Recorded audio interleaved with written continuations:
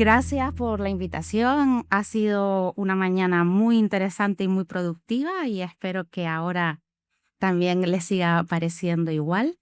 Bueno, Alma 21 es la primera funeraria sostenible de España y muchas veces pensar qué es una funeraria sostenible.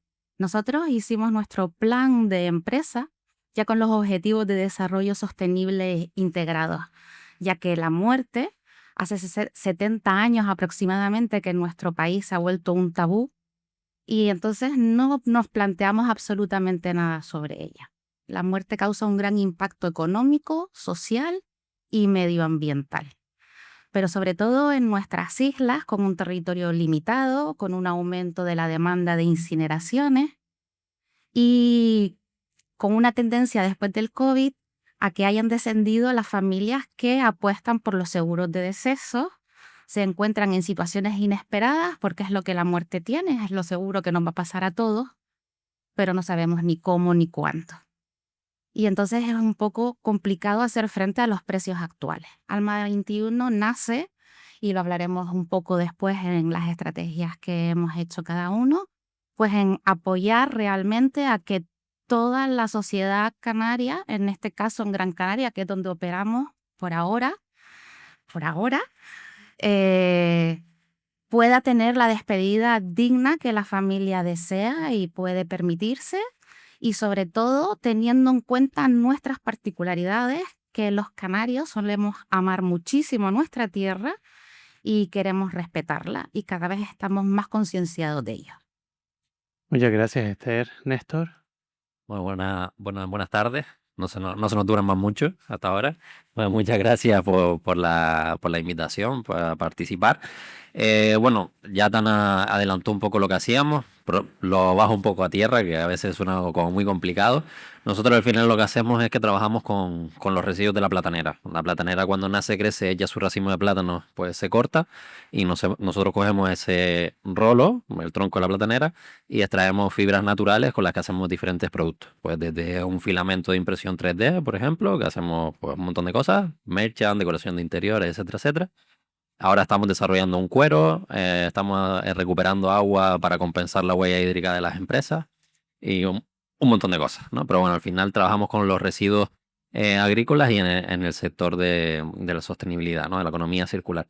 Entonces, basado en eso, en la economía circular, pues a mí siempre me preguntan por los ODS o la responsabilidad social corporativa. Y yo siempre digo que en verdad yo creé la empresa con unos valores y que después le fui poniendo nombres, ¿no? Porque realmente, claro, yo soy jovencito, por suerte todavía, me considero joven. Entonces, durante la mañana también se ha ido diciendo, ¿no? Que las nuevas generaciones pues vienen con esos valores o esas éticas, ¿no? Ya medias como de manera natural. Y yo siempre digo que soy un poco la transición, ¿no? Entre los de mi edad, mi promoción y los que vienen detrás. Entonces, para mí, los ODS y para la empresa, los ODS y la responsabilidad social corporativa, al final es lo que es. O sea, no es nada que hay que hacer de añadido, es la actividad principal de la empresa, ¿no? Entonces, bueno, en función de eso, nosotros, aparte de reciclar, ¿no? De recuperar fibras vegetales, pues también trabajamos mucho con artesanos, por ejemplo, ayudando para que no solo se ocupen las federaciones en aportar nuevas innovaciones, ¿no? E intentar que innoven, sino nosotros dar nuevos materiales para que ellos vayan innovando o incluso pues apostando porque haya talento canario y en el sector agrícola, ¿no?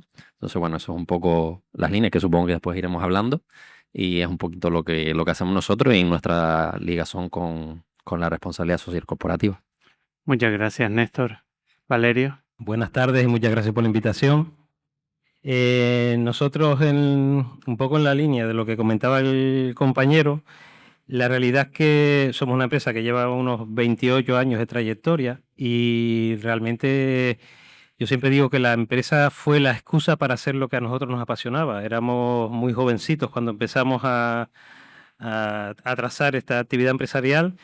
Y realmente a nosotros nos mueve la pasión por el patrimonio natural y cultural de la isla, ¿no? De Tenerife y de las Islas Canarias, y especialmente del rincón donde se encuentra la empresa, que es donde la empresa es un poquito más fuerte y desarrolla más actividad, que es ese entorno de la Isla Baja y el Parque Rural de Teno. Entonces la empresa fue la excusa para desarrollar lo que nos apasionaba, que es dar a conocer el patrimonio para su conservación, ¿no? Y eso que está en los objetivos de los estatutos de nuestra empresa, ¿no? Como objetivo principal, es lo que nos ha movido todos estos años. Nosotros no entendemos, a mí me pasa lo mismo, hablar de responsabilidad social corporativa, empresarial, hablar de ODS, a nosotros ya hace 28 años esas palabras no estaban en nuestros vocablos y no entendemos otra forma de hacerlo. Nosotros sabíamos que no podía ser de otra manera que cuando empezamos a enseñar Teno, Isla Baja inicialmente y luego el resto de la isla, a visitantes y a residentes, ¿no? Porque trabajamos en esa doble vertiente. Creemos que es fundamental que nosotros, los que habitamos aquí, conozcamos lo que tenemos para conservarlo. Teníamos claro que la labor de que hacíamos era el propio desarrollo social, económico y ambiental del lugar donde vivíamos, ¿no? Que incluso en aquellos años, crear empleo y atraer visitantes a un lugar como Isla Baja, como el Parque Rural de Teno, era un tema que era un objetivo. Hoy en día podemos estar en el debate en el que estamos actualmente en nuestras islas sobre la cantidad de turistas, pero en aquellos años había una necesidad fundamental de que se moviera gente por el territorio, de que los restaurantes, las tiendas tuvieran quien se acercara a comprar, a consumir. Entonces, para nosotros es fundamental.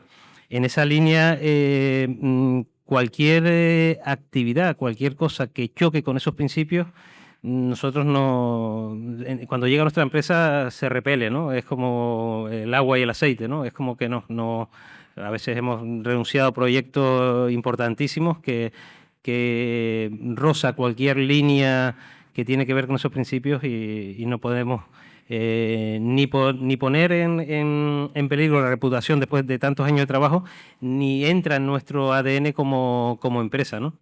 Entonces yo creo que eso es fundamental, ¿no? Y yo hablo siempre de que cuando eso lo tienes metido dentro de tu forma de pensar, en el ecosistema de la empresa, porque también todas las personas que entran a trabajar lo adquieren, es muy fácil llevarlo a cabo. Luego yo también digo que hay que aprovechar al máximo todo, y las modas, ¿no? Y todo. Hace 30 años, 40 años, 20 años, no había que ser tan eco como hoy en día. Si hoy en día tú no tienes integrado la sostenibilidad, está fuera del mercado, ¿no? Pero bueno, yo creo que incluso también viene bien aprovechar las modas y que haya que ser sostenible, que haya que ser, haya que tener responsabilidad social con todo el territorio que tenemos alrededor. Es bueno. Para quien no lo tiene tan claro, se suma, ¿no? Hoy en día está claro que funcionamos así.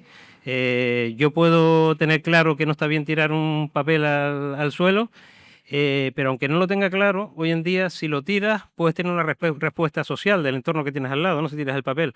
Eso es un paso importante, ¿vale? Lo puedo dejar de tirar porque creo en ello o porque ya la sociedad me marca que eso no está bien. Entonces hay que aprovechar, yo creo que todo eso, ¿no? Nosotros lo hemos tenido muy claro y si quieres después desarrollamos multitud de acciones que tienen que ver con eso, con la puesta en valor del territorio y de todos los agentes que nos rodeaban y que nos rodean en esa esquina de Tenerife, ¿no? Muchas gracias, Valerio. Nacer con una esencia, con una vocación de responsabilidad ambiental y social, tiene que llevar también ciertas dificultades. Me imagino que se habrán dado de bruces con algunas reticencias. Me gustaría que me hablen de esas dificultades. A lo mejor volvemos a empezar por Valerio ahora hacia acá y de lo que ha sido más fácil para ustedes, de los ambos extremos. Vale, a ver, yo no he visto tantos aspectos negativos para llevar a cabo algo que te apasiona y que además tiene que ver con la coherencia, ¿no? Cuidar lo que nos rodea, porque la única casa que tenemos para residir es esta, o sea, no tenemos otro planeta de momento donde ir a vivir. Me parece que es lo más coherente que podemos hacer cada día, ¿no? Y si todos sumamos, es la única manera para poder alcanzarlo, ¿no? Yo entonces no le he visto tantas dificultades. Es verdad que nosotros empezamos a hacer, incluso antes que ecoturismo, educación ambiental, porque los primeros años de la empresa, sobre todo hacíamos actividades educativas ambientales para residentes y escolares. Después empezamos con el turismo, ¿no? Y al día de hoy tenemos un programas estables de educación ambiental con escolares, ¿no? Entonces, hablar de educación ambiental en aquellos años, hoy en día la educación ambiental sigue solando a clases de ciencias naturales cuando es más una actividad de componente social. Por ejemplo, nosotros llevamos gestionando un equipamiento público del Cabildo, que es el albergue de Bolico, ¿no? Hemos estado gestionándolo 22, 23 años, ¿no? Lo pongo como ejemplo. Nosotros teníamos claro que, fíjense un ejemplo sencillo, ¿no? De tu día a día. Ganamos una concesión administrativa y para gestionar un albergue en definición es un lugar donde puedes tú dormir, te pueden dar servicios de comida y también puedes ofertar actividades. Eso es una definición básica, ¿no? De lo que es un albergue. Pero nosotros tuvimos claro desde el principio que aquello podía ser mucho más, sobre todo teniendo en cuenta que iban a venir muchos residentes de Tenerife a disfrutar de ese lugar, ¿no? Entonces teníamos claro que aquello además tenía que ser un equipamiento para la educación ambiental, para quienes vinieran a dormir allí, contrataran o no contrataran actividades, vieran que había otra forma de relacionarse con el entorno más cercano.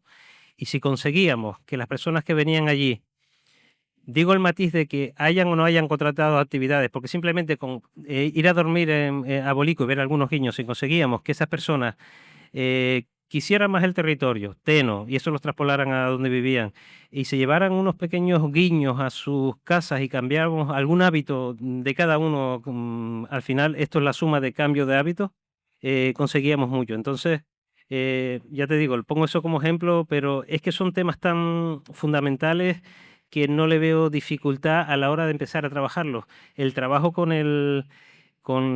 la dignificación del trabajo de la mujer en el campo. En nuestro caso, ¿no? Que estamos en un medio rural, la mujer no está en los libros, ¿no? Están los cabreros, están los pescadores, pero no está la barquera, no está la mujer del pescador, no está los pescadores se pegaban en Punta de Teno meses, temporadas viviendo en cuevas, durísimo. Pero la mujer subía una montaña con 3 horas a pie para ir a buscar el pescado, volvía a subirla, bajaba a Buenavista y iba a vender el pescado por toda la comarca. Esa historia no aparece. Pues el trabajo de dignificación de la mujer, del trabajo de la mujer, a ver, dificultad ninguna. Creo que son todos temas necesarios. Te puedo hablar de temas fundamentales para nosotros, como es el trabajo del respeto a la diversidad en todos los conceptos, ¿no? La diversidad sexual, pero la diversidad en todos los aspectos. A mí me toca muy de cerca el tema de la discapacidad. Es que son temas fundamentales y prioritarios en una sociedad. Entonces, más que dificultad, lo que hemos estado hasta dormidos a la hora de ir acelerando en el trabajo de algo que debe estar tan normalizado, quizás. Néstor, en una sociedad tan creada para los servicios como es la nuestra ahora, fue el sector primario, pero ahora estamos enfocados al turismo y al meterte en una industria, en el sector industrial, con estos valores, con la responsabilidad social, ¿qué dificultades te ha traído? Bueno, me estás haciendo recordar malos momentos, entonces a mí eso me gusta olvidarlo, ¿no? Pero, no, bueno, es verdad que nosotros optamos en su momento por hacer algo tecnológico, ¿no? Coger un conocimiento a la universidad y llevarlo a la sociedad, que normalmente no coincide una cosa con la otra. Entonces, también un poco el que me conoce sabe que a mí me encanta abrir caminos, o sea, yo veo un camino por ahí abierto y digo, no, pues por el otro lado, que seguro que hay otra alternativa. Entonces, por ejemplo, es verdad que nosotros tuvimos desde el principio un problema, entre comillas, o un impedimento, que era el conseguir que esa tecnología que se había desarrollado, pues conseguir que la universidad nos dejara ponerla en el mercado de una manera sostenible, ¿no? No solo mirar la parte económica y financiera. Entonces, en su momento, yo estaba emperretado en que si la universidad había investigado eso, pues que de alguna manera tuviera una repercusión, ¿no? en la propia universidad. Entonces, la manera que encontré era que fuera una spin-off de la universidad. En ese momento la Universidad de Las Palmas no tenía reglamento para hacer una spin-off, ni startups, que están ahora muy de moda. Y lo que hice yo fue decir, bueno, pues se crea el reglamento. Entonces, pues al final lo que hice fue crear el reglamento con la vicerrectora que estaba en ese momento. Pasé mucha burocracia y fue un paso complicado. Y luego, verdad que bueno, que el camino de evangelizar, ¿no? Entre comillas, a la gente que en su momento, en 2019, la economía circular, o sea, esa palabra era como algo desconocido. Ahora parece que es el día a día y que todo el mundo lo tiene como algo normal y que hasta ya pasó de moda, pero la realidad es que en 2019 la economía circular casi ni se escuchaba, ¿no? Entonces, cuando yo decía que mi modelo de negocio se tenía que basar en coger la basura, entre comillas, y darle valor, la gente decía, este es un chatarrero y no sabe cómo poner la palabra bonita, ¿no? Entonces, fue un momento difícil porque al final era de explicar muchas veces, ¿no? En qué consistía ese modelo de negocio, ¿no? Entonces, esa evangelización llevó mucho tiempo y también ha ayudado ahora las nuevas legislaciones, ¿no? Que apoyan a ese cambio. Y después, por último, también es verdad que nosotros nos metimos en la parte industrial, que requiere también una inversión, una tecnología, y después que va ligado a un sector que es la agricultura, que es muy tradicional, ¿no? Entonces, claro, hacerle un cambio a un agricultor es como, ¡fua! Le estás cambiando su vida, ¿no? Entonces, llegar al sector agrícola, de los plátanos en concreto, y decirle, no, es que ese tronco que estás tirando, que no está brillando para nada, yo te lo voy a venir a recoger, fue un choque, ¿no? Fue un choque de decir, no, no, en mi terreno no entra nadie. Entonces, esa parte a nosotros también nos costó, pero es verdad que a medida que hemos ido avanzando, los agricultores y, bueno, todos los artesanos que colaboran con nosotros, pues lo han ido entendiendo y cada vez más. De hecho, hemos creado al final una red de artesanos que utilizan la fibra de platanera y a día de hoy pues hacen productos con la fibra que nosotros les damos, ¿no? Entonces, es verdad que el sector ese pues fue también al principio como un caparazón, ¿no? Que vienes a quitarnos lo nuestro, pero ahora mismo pues colaboran y son parte de nuestro modelo de negocio también y de nuestra actividad diaria. De hecho, yo es que soy muy canario, pues ya se me nota. Entonces, yo miro mucho siempre por hacer proyectos por Canarias y este es uno de ellos, por supuesto. Y entonces, pues a veces, pues en tu tierra no eres bien recibido, ¿no? Como quien dice, siempre te reciben mejor en otros lados, ¿no? Entonces, de hecho, el primer premio que recibimos nosotros fue fuera de aquí, hasta que se dieron cuenta bueno, que ya era hora. Y eso, yo creo que esos tres son los problemas, entre comillas, que tuvimos que saldar. Gracias, Néstor.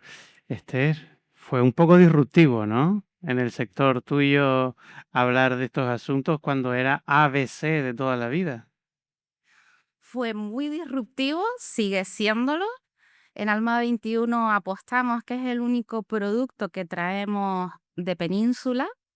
Dentro de los 2.500 kilómetros de kilómetro cero, entra en el kilómetro cero porque me lo envían desde Valencia, pero está fabricado en España, está homologado, que es un ataúd de cartón corrugado reciclado en el 80% y el resto celulosa, sobre todo indicado para incineración.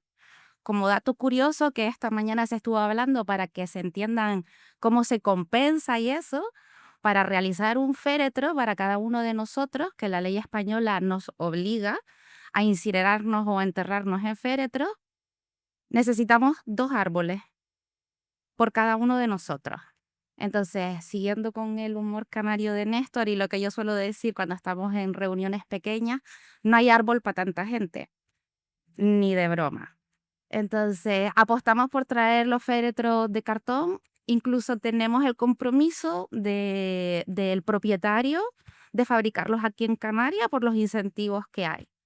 Con las dificultades que nos encontramos es con la industria. La industria funeraria es una industria que está compuesta por las aseguradoras y los establecimientos funerarios grandes. En Las Palmas de Gran Canaria, por ejemplo, tenemos un condicionamiento muy grande que no disponemos ni de tanatorio, ni de velatorio, ni de crematorio público. Entonces, a no ser que te entierres directamente, tienes que pagar lo que cada empresa privada estima oportuno por su servicio. Y si no, está cubierto por el seguro de deceso. Y ese ha sido uno de los principales problemas, que no te dejan utilizar ese féretro porque en su horno no. Sinceramente, en nuestro sector, el beneficio de esta industria precisamente va en los féretros. A precio de costo, la mayoría de los féretros tienen el mismo precio. Lo que pasa es que a un ataúd de cartón no le puedes subir el 1000%. Ese es el problema. Entonces, no he tenido problemas reales porque intenté hacerlo bien desde el principio. Me hice socia de la Asociación de Empresarios Funerarios de Canarias y esto es lo que hay. Me presenté a todos. Yo ya trabajaba en el sector, ya me conocían, pero no quise engañar a nadie. Donde me permiten utilizarlo, se usa y donde no me permiten utilizarlo. Si la familia quiere ir a ese crematorio directo, pues se le explica que en ese crematorio tiene que ser otro tipo de féretro. Y por parte de la sociedad, que fue la gran sorpresa, sí ha sido muy bien acogido. La gente entiende muy bien aquí que para qué vamos a quemar un féretro. Esa idea de antes de mis padres se merecen lo mejor y el féretro más caro. Y hoy en día tenemos más en cuenta el tiempo que pasamos, darles en vida, acompañarlos. Yo siempre les digo las flores hoy, las comidas hoy, los paseos hoy, porque eso va a evitar un duelo complicado, unas culpas innecesarias y realmente nadie va a meter a su ser querido en un féretro, en un horno, con un iPhone de última generación, ¿correcto? Y otro problema que pasa en los servicios funerarios es que todos y cada uno de nuestros productos están elaborados para tener una vida útil de 24 horas y después son residuos. Muy bien. Ahora que hablabas de las familias, de cómo lo reciben, Néstor, ¿cómo reciben tus clientes cuando llegas y le dices, bueno, esta es nuestra carta de productos, de servicios, y están hechos así, con recibos de platanera? Dicen, bueno, no, yo plástico de toda la vida.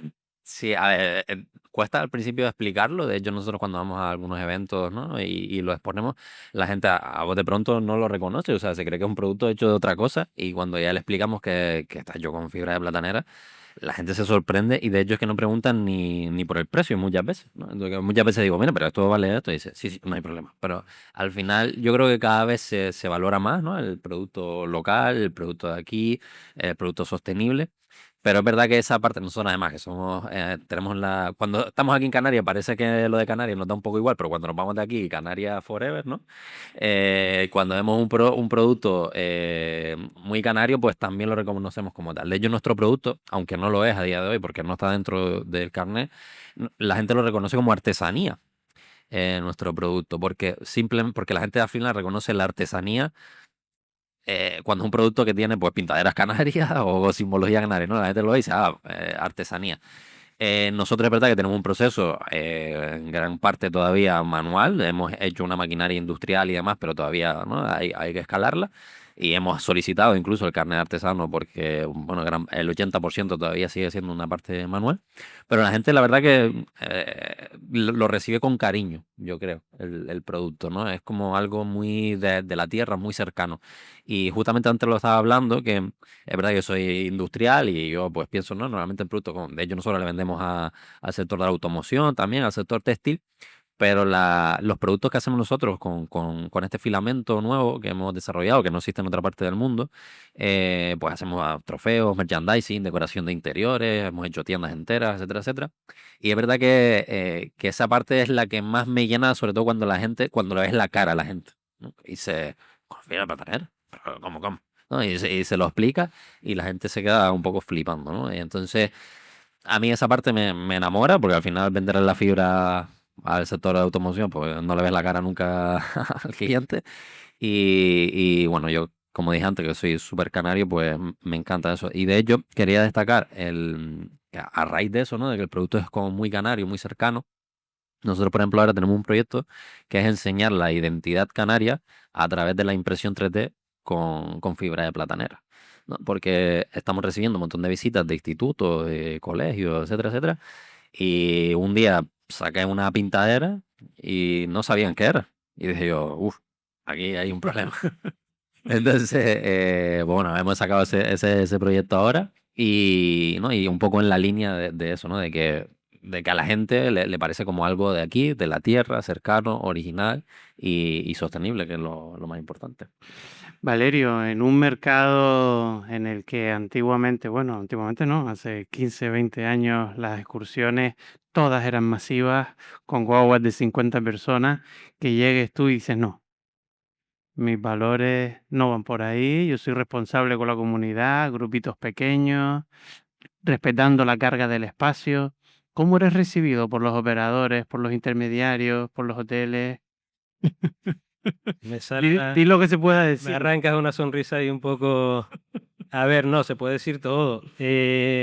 Son cambios progresivos, ¿no? Que ya hoy en día se entienden, ¿no? Y ya hoy en día la industria va cambiando y la tendencia es esa. Y es como lo que decía antes, es un tema de moda. Si no estás ahí, te quedas fuera, porque el mercado te desplaza, ¿no? Si no, te vas convirtiendo... Pero fíjate, más que ir al número de la masa, a mí me gusta mucho hablar siempre del relato, ¿no? De lo que contamos, porque en todos los escenarios turísticos nos empeñamos en inventar circos, ¿vale? Circos que hacen que cada destino turístico se parezca a cualquier otro. Cuando hablo de montar circos turísticos, inventar infraestructuras e historias que muchas veces no tienen que ver con el propio destino, ¿no? Cuando tendremos en Canarias relato e historia para seducir y enamorar a quienes nos visitan sin tener que inventar nada, ¿no? Y muchas veces lo importante de nuestra historia está un poco denostado y ahí, y es sinónimo de incluso social en esta sociedad que avanza tanto, cada vez más global, ¿no? De que ya tenemos grandes ciudades. Yo a veces me sale el rejo de pueblo, ¿no? Me siento siempre súper orgulloso de ser un pueblo pequeño, ¿no? Y presumo de eso. Y siempre digo, es que hasta el otro día Santa Cruz era un pequeño pueblo también, que tenía mucha relación con la laguna, vinculado al mar, ¿no? Entonces, esas prácticas que tienen que ver con la ganadería, con la agricultura, fíjense un detalle, nosotros hemos trabajado muchísimo por la puesta en valor y la conservación de una actividad fundamental, que es la actividad ganadera pastoril vinculada al cuidado, al cuidado y al pastoreo de los rebaños de cabras, ¿no?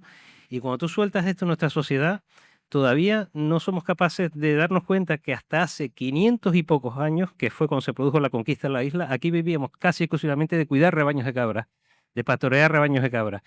Esa es nuestra historia y esa era nuestra actividad hasta el otro día. Y hay una herencia cultural, un patrimonio material e inmaterial asociado a esa actividad que va quedando en un par de sitios de nuestra isla con un hilo de continuidad muy fino, porque quedan apenas muy poquitas personas jóvenes, que si tuviéramos en cuenta esos detalles, se emplearían muchos más fondos y mucha más actividad desde el sector público y privado para el mantenimiento de esas actividades. Yo que tengo la suerte de acudir a muchas ferias y también trabajamos en la parte gastronómica y pues paso por Madrid Fusión o por San Sebastián Gastronómica y he tenido la suerte de trabajar también con algunos de los mejores chefs de nuestras islas. Aprovecho cada vez que voy a alguno de esos espacios y tengo algún consejero cerca de turismo, de agricultura, para decirles, está muy bien todo lo que estamos haciendo ahí con los chefs, pero esos quesos que están ahí, van quedando dos cabreros jóvenes que siguen haciéndolo. Dentro de unos años, ¿qué quesos vamos a tener en la alta cocina o qué quesos vamos a llevar a la feria? Y no todo eso, no solo el producto en sí, sino todo el legado que hay detrás, ¿no? Entonces, vuelvo al relato, eso es parte fundamental de nuestro relato. Y nosotros tenemos aquí para contar de una forma de vida que conecta con casi la prehistoria que la tuvimos el otro día aquí, para seducir y enamorar a todos los que nos visitan. Y nos inventamos a veces en contar cosas que no, y era muy tradicional antes, contar cosas que no tenían, o crear escenarios que no tenían tanto que ver con nuestro relato. O sea, para mí esa parte me parece mucho más importante, seducir a nuestros visitantes con los valores de verdad que tiene nuestra tierra. Nosotros, yo siempre digo, ¿no? Nos empeñamos en aprovechar, y yo creo que está muy bien, las bondades de nuestro clima y tener un turismo de sol y playa, que no tiene que estar reñido con otro tipo de turismo, porque a veces pasa eso, parece que tiene que haber una pelea entre el turismo interior, el turismo de experiencias, de montaña con el de sol y playa. No, al contrario, tenemos la bendición de tener un clima formidable para tener turistas todo el año, también se nos va de la cabeza eso, que cuando vamos a Península solo trabajan un par de meses. Aquí trabajamos todo el año, lo aprovechamos, pero eso, que tenemos unos escenarios, en el caso de Tenerife, yo siempre digo, y soy en eso un poquito exagerado, que es que aquí no tenemos playa, tenemos una costa preciosa, con unas cuantas playas, con unas pequeñas playitas de arena negra y unos acantilados tremendos y un par de playas en el sur, pero tenemos una isla interior tremenda. Entonces hay que mostrar las islas en su concepto real y en su diversidad. Y eso se ha entendido, pienso yo también, entre quienes llevan las riendas turísticas desde hace unos 15, 20 años, tú también lo sabes bien, Tana, se empieza a mostrar las islas fuera de otra manera. Pero claro, cuando llevas 60, 70 vendiéndolo como sol y playa, todavía cuesta ver un Tenerife en península que no sea el sol y la playa. Entonces, eso me parece casi más importante que incluso el número de personas, que es algo que se ha ido regulando. Muy bien, ahora llega el momento de los errores, de preguntarles por qué errores creen ustedes que han cometido en este tiempo, que sean comunicables, claro, que puedan servir también para que quede en la mente de los que nos escuchan. Esther. Bueno, yo opino que los errores son todos aprendizajes. Es cierto que al ya haber trabajado en el sector y como esta mañana también comentaron algunos ponentes, cuando alguien va a emprender, tienes que dominar mucho en lo que vas a aprender. Aparte de dominarlo, tiene que ser tu pasión y todo lo que no conozcas tienes que formarte bien primero para ir introduciéndolo. Mi error, según mi madre, es que lo hice con 50 años. ¿A dónde vas? ¿Pero por qué te metes en estos líos? Pero errores. Para mí no ha sido un error. Para mí no ha sido un error. Han habido épocas mejores, rachas peores. Yo sabía ya por el sector en el que estoy que es un sector difícil, duro, pero la recompensa es tan bonita. La ayuda de la familia, que formas parte de ellos 24, 48 horas, pero no te van a olvidar nunca. A mí me compensa tanto, me llena tanto poder ejercer mi vocación y mi profesión como yo quiero y no como me imponían con unos horarios, un protocolo, no podías ni saludar ni despedirte, cambiaban el turno y esa familia se quedaba allí, vuelve a contarle la historia a todo el mundo otra vez. Entonces, bueno, pues error, no creo que haya No, sido un no error. te dicen los compañeros de la industria, con el margen que estás dejando de ganar, estás equivocada. Lo que me suelen decir es que no entendemos tu tipo de negocio. Y mi respuesta siempre es la misma. La muerte nunca puede ser un negocio. Y menos un negocio lucrativo.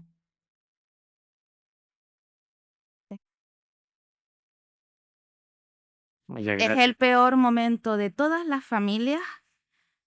Es una situación dolorosa, que aunque tengamos seguro de decesos, hay que firmar papeles, tomar decisiones, mirar cosas, luchar con los miedos y no puedes utilizar ese estado de shock, porque siempre están en estado de shock, para que 4 coronas en vez de 2, 400 recordatorios en vez de 100, esquela toda página y a color. Uf, yo no sirvo. Yo cuando trabajaba para los demás, sí me dejaban atender a las familias, pero no de comercial nunca. Se entiende, se entiende. Néstor, errores que tú creas que puedes haber cometido, ¿no? Durante Bueno, este tiempo. yo siempre digo, con los compañeros siempre digo que yo cometo errores todos los días, porque básicamente al final al emprender vas aprendiendo todos los días, entonces te equivocas. Entonces, bueno, pues errores hay muchos, pero yo destacaría a lo mejor algunos, sobre todo en mi forma de ser, ¿no? Estoy todo el día emprendiendo, no solo este proyecto, entonces a veces pues sí es verdad que soy vamos, más disperso que el carajo. Siempre tengo como un montón de proyectos, un montón de cosas que hacer y demás, cuando realmente, pues, ¿no? A veces hace falta focalizar, ¿no? Y centrarte en un único proyecto, que con los años, pues, lo vas aprendiendo. O sea, ya a día de hoy, de hecho, ya se dijo hoy, a día de hoy, pues, ya sé decir que no, ¿no? Al principio todo era que sí, para adelante y yo soy capaz de hacerlo y, por supuesto, aunque fuera a ir a la luna, ¿no? Entonces yo creo que eso, pues, con los años va pasando factura también. El cuerpo también dice, bueno, hasta aquí y punto, o sea, no puedes más. Eso sería para mí no un error, sino un aprendizaje, realmente se podría decir. Y luego a nivel empresarial, sí que es verdad que yo al principio intentaba desarrollar productos 100% orgánicos, 100% biodegradable, que fuera economía circular cero, pero cero de verdad, que no saliera nada de la isla. Y con el paso con el paso del tiempo te vas dando cuenta de que si a veces la solución no está inmediata, ¿no? Porque a veces no todo es posible ya, no lo tienes todo, pues es mejor dar un paso, ¿no? Con un porcentaje que hacerlo al 100%, porque si estás esperando que siempre llegue el 100%, pues al final nunca lo haces. Y por lo tanto al final no aportas ningún grano de arena, aunque sea un 20%, ¿no? Entonces eso a mí me costó entenderlo. Entonces al principio pues también me costó un poco por eso, porque al final yo quería hacerlo todo del 100% y realmente no podía, ¿no? Por falta de proveedores, por falta de tecnología, que a lo mejor en ese momento ni existía. Entonces, bueno, cuando vas granito de arena, pues al final llegas al 100% y logras el objetivo que querías, ¿no?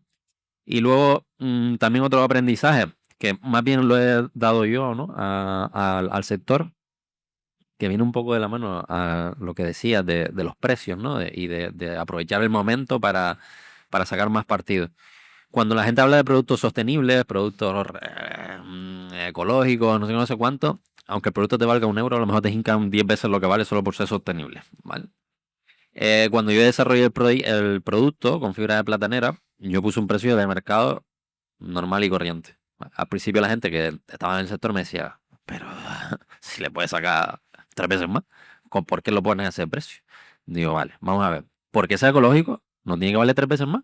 Si tú tienes un coste y tú tienes unos márgenes y ganas dinero, suficiente. Lo que no voy a hacer es diseñar un producto para que lo tengan 5, cuando realmente este proyecto ha nacido de la universidad y el objetivo es que llegue al mayor número de personas posible.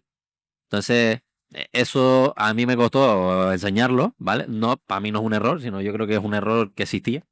Y Ujú. creo que he ido como enseñando, ¿no? O metiendo eso un poco en la cabeza de que no porque tenga la palabra de sostenible vale 300 veces más que lo que realmente tiene que valer, ¿no? ¿Que podría ganar más dinero poniendo las maneras? Sí, pero si no, no estaría respetando ¿no? Mis valores, mi ética o lo que yo quiero hacer, ¿no? Entonces, al final yo creo que eso es un aprendizaje que yo aporto, ¿no? Muy bien, muy bien. Valerio.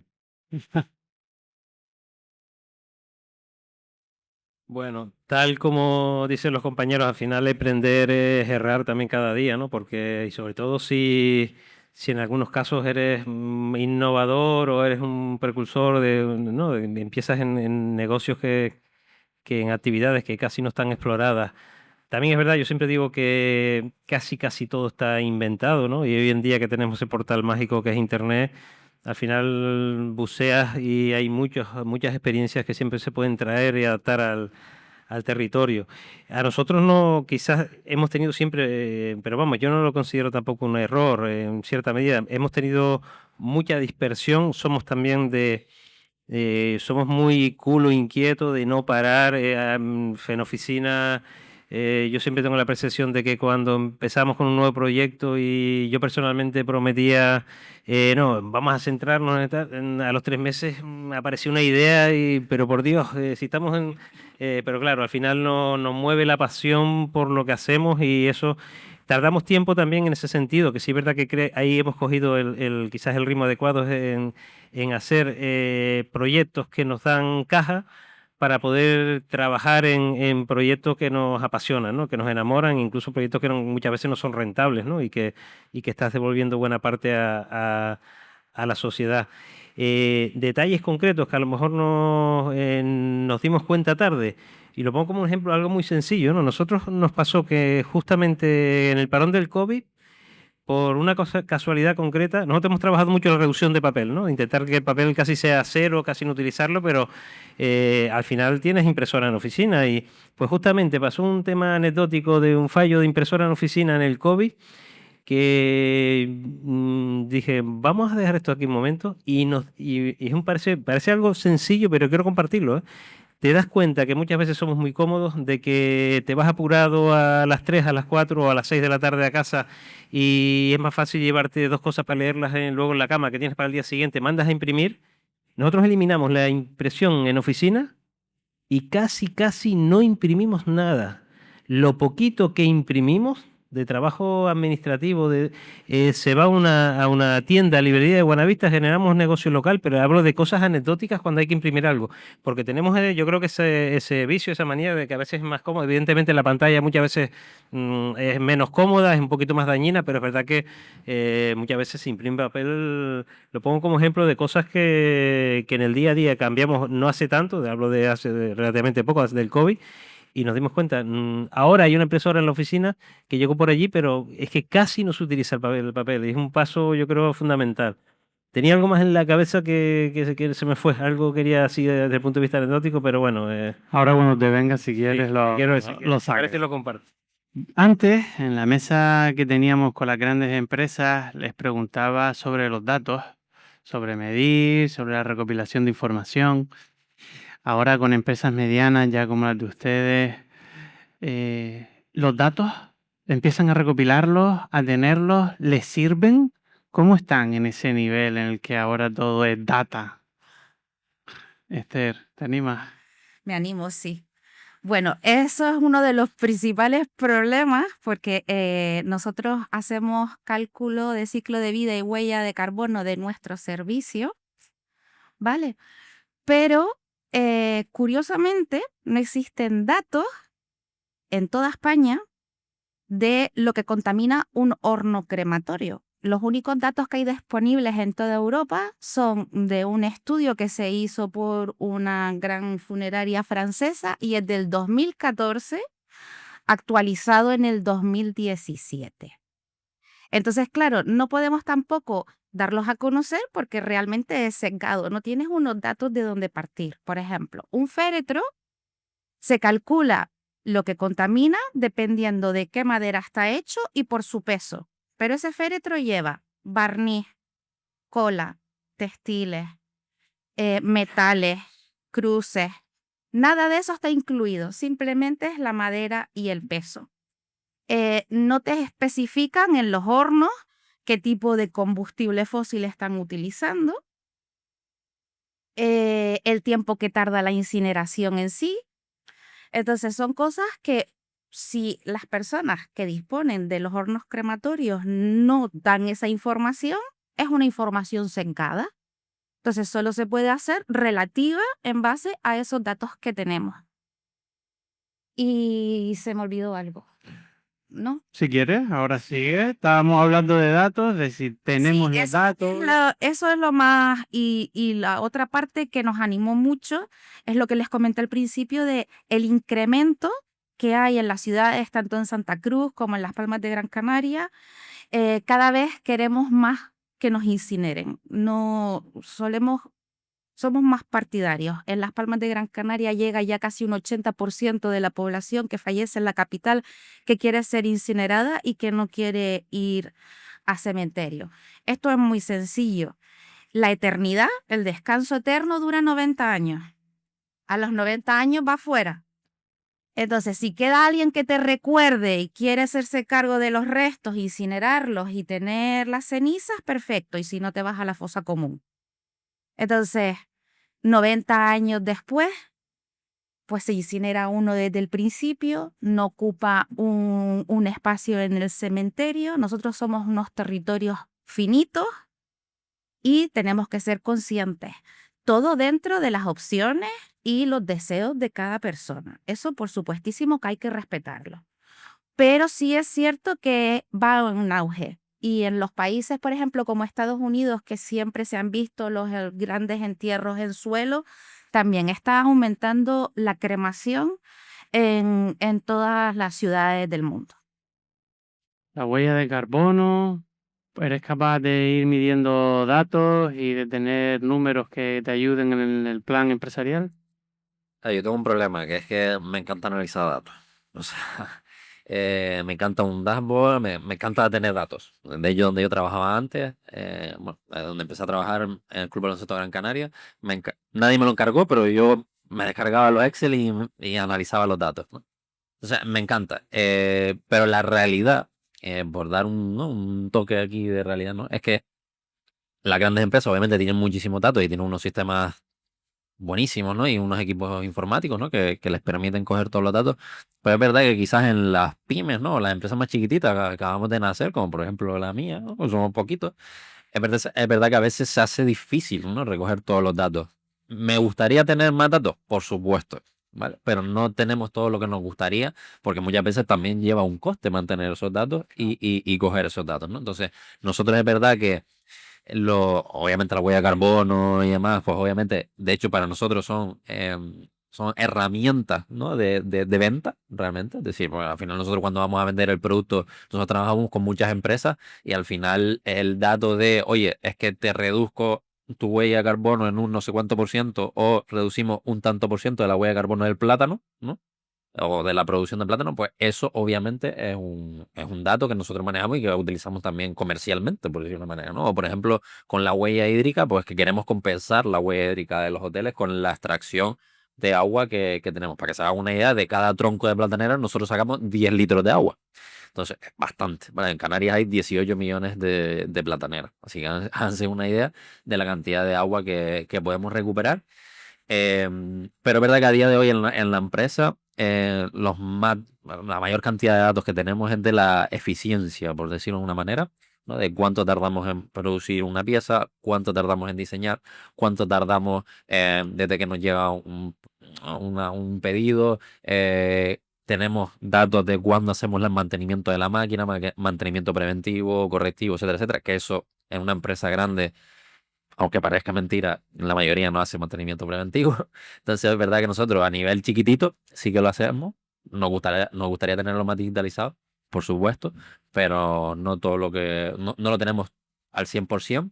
Y luego lo que sí tenemos muy bien atado, por decir de una manera, es que para los pequeñitos que somos, tenemos un ERP y un CRM, que ahí sí que tenemos todos los datos, pues, de todos clientes, proveedores, facturación, contabilidad, etcétera, etcétera. Y es un programa que nos analiza, ¿no? Pues, oye, pues nos dice, oye, pues en esta época del año es más floja, ¿no? Ya te está advirtiendo de, oye, haz algo porque estás fastidiado, ¿no?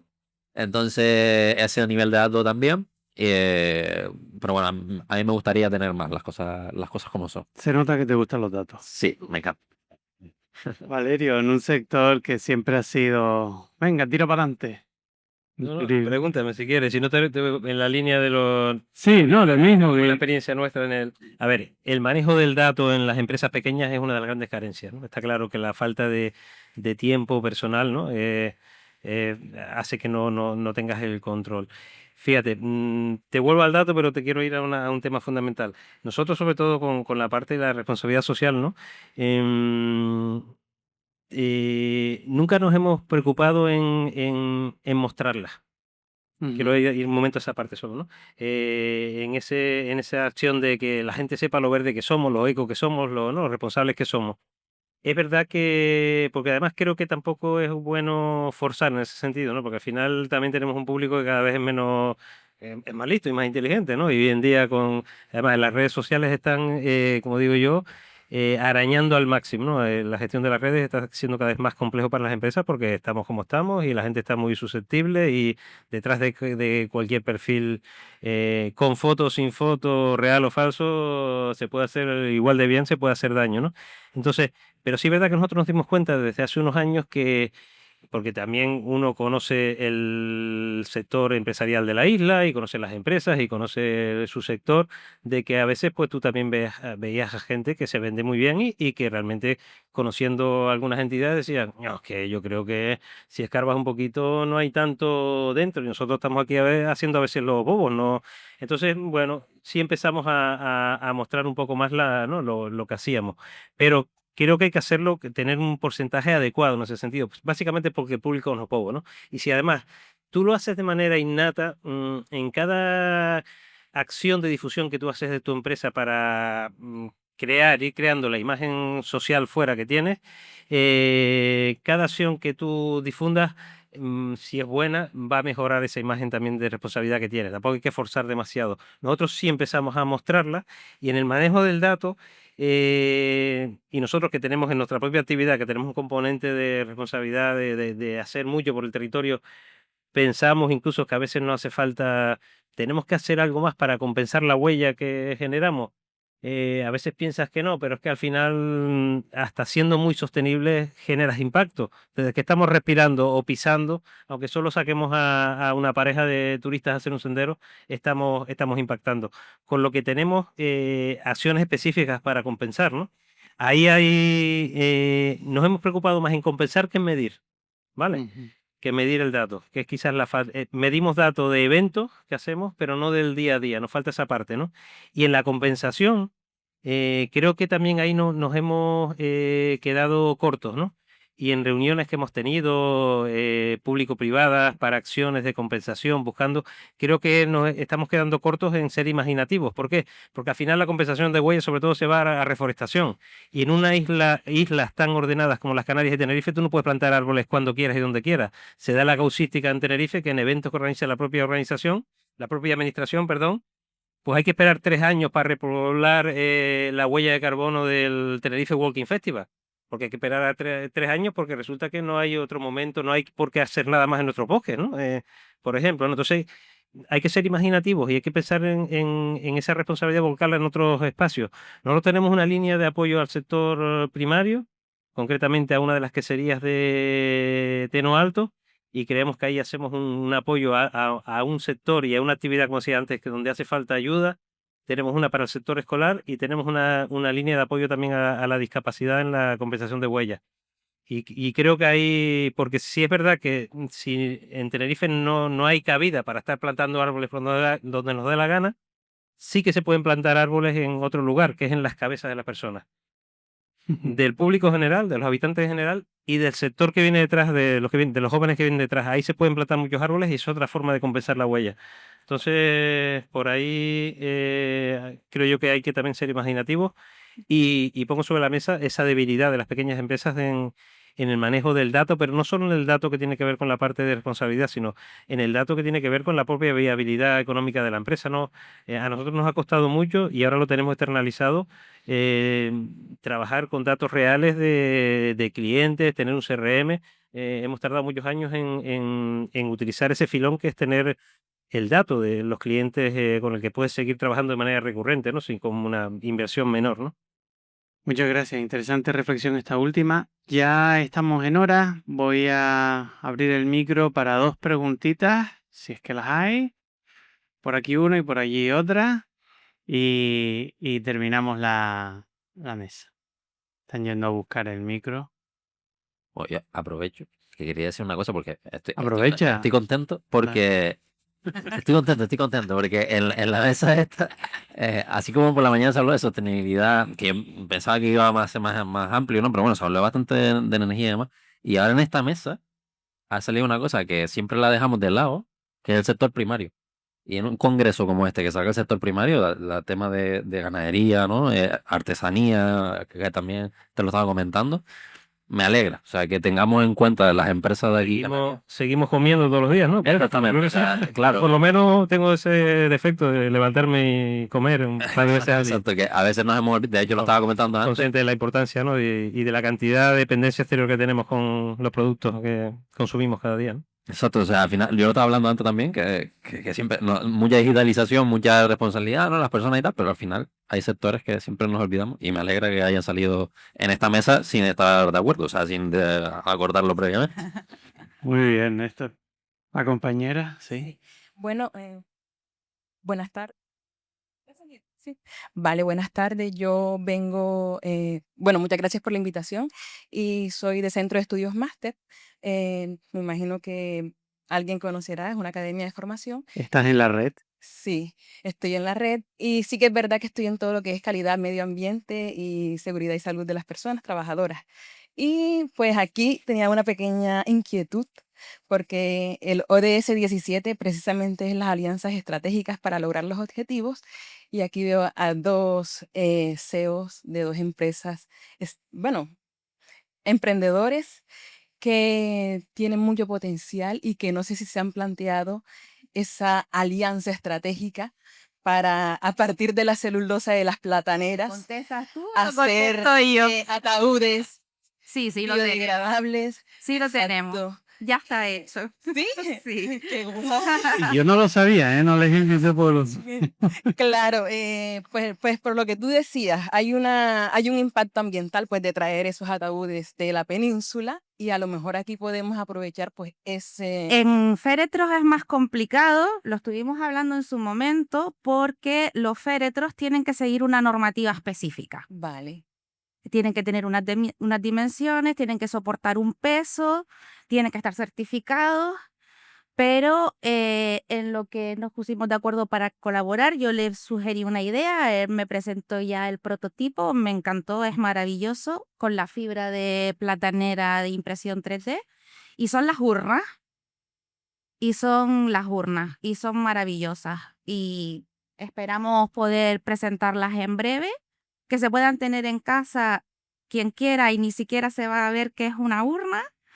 Y está muy bien hecha, pensada. Y él fue muy modesto antes.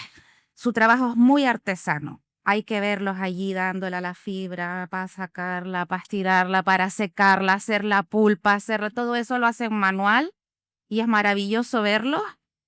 Y tienen placas solares para las impresoras 3D, o sea que yo es lo que busco. Por ejemplo, también los típicos libros de firmas que tiene la gente. Nosotros tenemos una artesana con una discapacidad que me los hace a mano con papel reciclado de distintos motivos, y la familia lo puede guardar para escribir sus frases. En los féretros de cartón se puede escribir y despedirse si se te quedó alguna palabra por decir.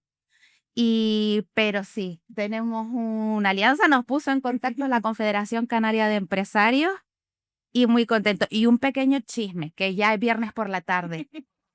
Le mando un WhatsApp, le digo, Manuel, le llegó un chico de prácticas, ¿no? Le digo, Manuel es mi hijo. Pero Hay alianza, hay alianza. Pues mi enhorabuena a los dos y bueno, también aquí De al todas maneras, compañero. aparte de, bueno, obviamente la alianza aquí directa, ¿no? Pero que sí es verdad que nosotros, por ejemplo, la alianza desde el principio la tenemos bastante presente. De hecho, con lo que comenté antes de, por ejemplo, lo de la spin-off, ¿no? De sacar la spin-off de la universidad. Al final es una alianza también, un trabajo con una público-privada y creamos el reglamento nosotros con la universidad. Y nosotros, por ejemplo, nuestras instalaciones están en un parque tecnológico de economía circular que está en el norte de Gran Canaria y es de una mancomunidad de ayuntamiento, ¿vale? Y de hecho, hace poquito le conseguimos nosotros a la mancomunidad una financiación de casi 600.000 euros para hacer una infraestructura mayor en el parque tecnológico. Entonces, la alianza, por ejemplo, en mi caso, en nuestro caso, lo tenemos bastante presente. Hicieron ustedes de ADL, ¿no? De Agencia de Desarrollo Hicimos Local. de Celestina, hicimos. Sí. Había otra preguntita por aquí. Gracias. Nada, Clúster Marítimo de Canarias, felicitarlos a todos. Conozco el trabajo de Néstor, es impresionante. Y una cosa que sí quería puntualizar es sobre todo lo que comentaste del tema de la compensación. O sea, vivimos en un archipiélago, hablamos de proyectos de compensación, las compensaciones son en masas forestales. Y es cierto que hace 2 años, creo ya, hubo una modificación de la ley de cambio climático por el gobierno de Canarias y entonces ahí sí se introdujo la posibilidad bueno, la posibilidad y casi la urgencia, ¿no? La necesidad de buscar medidas indirectas para compensar y que ese dinero no salga del archipiélago, sino que se quede aquí, ¿no? Entonces, una de las cosas que tenemos que hacer exactamente es ponernos a pensar y a desarrollar esas tecnologías, esas ideas para que ese dinero se quede aquí, que es donde tiene que estar. Sí, porque al final lo que pasa es que se va a proyectos de forestación fuera de las islas y es una pena porque hay un montón de carencias. Hay un montón de carencias y hay un montón seguro de cosas que se nos escapan donde se puede, y lo importante hoy en día, muchas empresas que tienen ganas de hacer cosas y de compensar y hay que ser más imaginativos y buscar proyectos necesarios aquí. Sí. Pues con eso ya se está. Si puedo añadir un poquito, en Gran Canaria hay otras opciones. Hay una que a mí me gusta mucho, que es apadrinar colmenas de abejas de Gran Canaria. y la familia puede ir a recoger su miel y entonces es verdad, hay que empezar a buscar.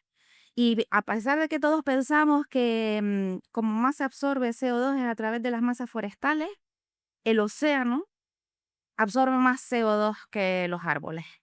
Entonces también es importante empezar a buscar, nosotros que vivimos en el océano Atlántico, mantener las costas más limpias, intentar empezar a solucionar qué nos pasa siempre, los vertidos a costa, el esto a costa, los microplásticos y intentar cuidar más nuestro magnífico océano para dejarlo a los que vienen detrás nuestra, que eso es lo importante.